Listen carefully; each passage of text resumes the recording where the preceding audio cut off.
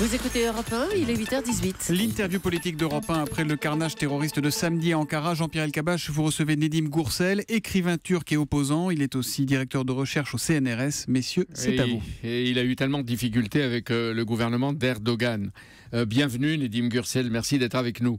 Pour vous, Turcs, ce 11 octobre, aux 120 morts dans la capitale Ankara, est-ce que ce n'est pas votre 11 septembre ?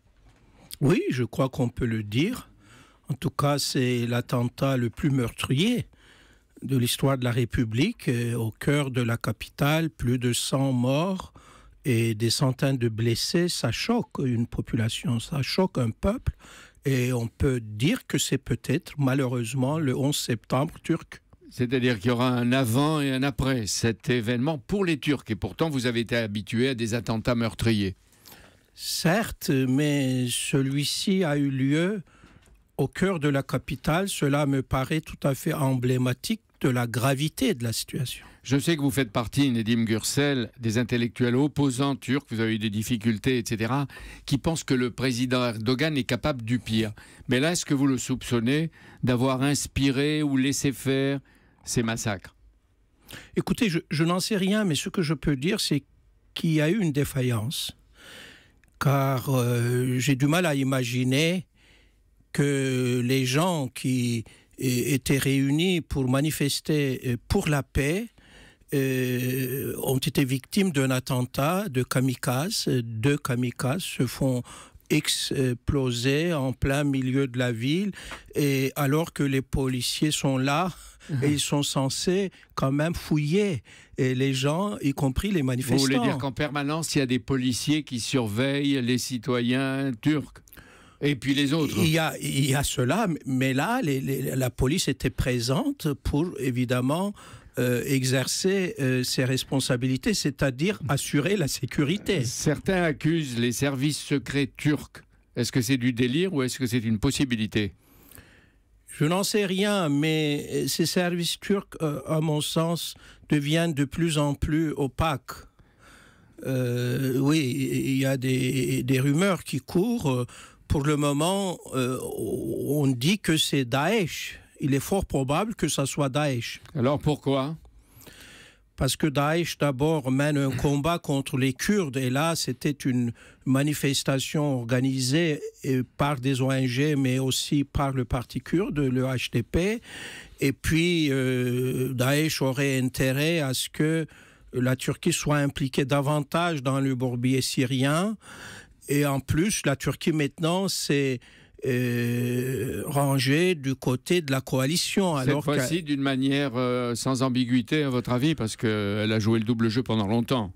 C'est vrai, maintenant, je pense que la Turquie fait partie de la coalition anti-Daesh. Comment la guerre de Syrie, Nedim Gürsel, a déteint sur votre pays ? Un peu à cause de la politique syrienne du gouvernement, qui est un véritable échec, car le Premier ministre actuel, M. Davutoglu, qui était ministre des Affaires étrangères à l'époque, et le président Erdogan, qui était le Premier ministre à l'époque, ont été très têtus. Ils ont visé sur le départ immanent du président Bachar el-Assad, et la Turquie aurait pu avoir une position un peu plus neutre. Mais en même temps, sur votre territoire, vous avez plus de 2 millions de réfugiés syriens auxquels vous avez donné l'hospitalité. Et il paraît que le président Erdogan pourrait, en représailles, si les Européens l'ennuyaient, renvoyer des dizaines de milliers vers l'Europe. Et donc en ce moment, l'Union européenne et la Commission de Bruxelles essaient de conclure un accord avec Ankara. Vous dites la guerre de Syrie. Il y a un problème qui monte en France, et puis comme vous connaissez ces problèmes, je vous pose la question. Des djihadistes français pourraient avoir été tués lors des frappes aériennes françaises en Syrie. Est-ce que ça vous choque, vous ? Et non, ils ont choisi leur camp, qu'ils soient français ou turcs. À partir du moment où ils sont dans les camps du Daesh et que ces camps sont bombardés, cela ne me surprend pas qu'ils soient tués. Vous dites que c'est à ce moment-là plus des Français, des Turcs ou des Tchétchènes, mais que ce sont des djihadistes de l'État islamique, c'est ça ? Mais il s'agit d'une guerre et puis d'un bon. Moi, ce qui me choque, c'est quand les civils sont tués durant les bombardements, ça oui. Mais que les militants de Daesh soient tués, cela me semble, je dirais, logique, entre guillemets. La Turquie, est-ce qu'elle est au bord de la guerre civile? Je le crains. Malheureusement, vu l'escalade, vu l'affrontement armé entre le PKK et les forces de l'ordre. Vous avez des contacts avec vos proches, avec des amis. Je sais que vous avez beaucoup téléphoné en Turquie pendant tout le week-end. Est-ce que vous pensez que cette tension, elle monte et qu'il risque d'y avoir de vraies violences supplémentaires? Je dirais, hélas, oui. En tout cas, le 1er novembre auront lieu les élections législatives et la tension va monter jusqu'à cette date. Elles auront lieu? Et je suis très inquiet, comme la plupart de mes amis, comme la plupart des gens. Les autorités turques prétendent qu'elles n'ont rien à cacher, Nedim Gürsel. Et elles ont décidé, en nommant, je crois, 5-6 procureurs, une enquête sur les massacres et l'origine des massacres. Est-ce que vous avez confiance, vous, qui connaissez le pays et votre pays, dans ce qui est en train de se passer et dans l'indépendance de l'enquête et des enquêteurs? Moi, je pense que le gouvernement n'est pas d'une transparence exemplaire. Au contraire, dans ce genre d'enquête, il y a toujours un côté opaque. Et je ne peux pas dire que je fais entièrement confiance à cette enquête judiciaire. Et elle est en cours en ce moment. J'espère qu'elle va aboutir. Mais vu, disons, les précédents, je ne fais pas totalement confiance à une enquête judiciaire menée par le gouvernement. Mais alors, il y a la souveraineté et l'indépendance de la Turquie. Est-ce que vous pouvez imaginer ou demander ici que les puissances internationales ou l'Europe participent à une enquête qui serait vraiment indépendante?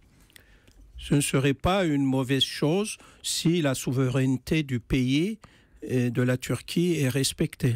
Qu'est-ce que la France peut faire pour vous, les Turcs? Et qu'est-ce que l'Europe pourrait faire pour vous, les Turcs? Dans l'immédiat, évidemment, il y a cette crise gravissime que traverse la Turquie, crise à la fois sécuritaire et politique. Mais moi, je pense que le véritable problème de la Turquie, c'est la démocratie. Et la France pourrait aider à ce que les négociations d'adhésion à l'Union européenne reprennent, car sans cette perspective, il y aura moins de démocratie et plus d'autoritarisme en Turquie. Plus de dérives fondamentalistes. Mais ça, vous posez un problème, Nedim Gürsel. Pour la démocratie Ankara à Istanbul, c'est probablement pas demain la veille. En tout cas, merci, bon courage. Teşekkür ederim. Bir şey değil, vous dites en turc merci, et je vous réponds de rien. Merci beaucoup, messieurs. D'être venus.